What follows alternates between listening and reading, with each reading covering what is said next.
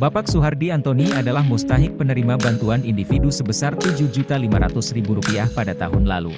Bantuan tersebut digunakan oleh Bapak Suhardi Antoni untuk membangun dan membelanjakan alat-alat dan kebutuhan usaha pangkas miliknya.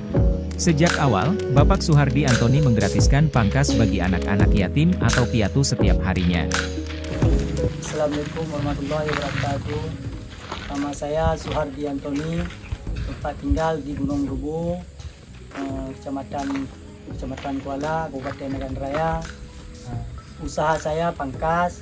Alhamdulillah saya sudah terima bantuan dari Baitul-Mal Aceh untuk saya sejumlah Rp7.500.000. Alhamdulillah saya belanja pangkas, kursi, mesin, segala macam, gunting.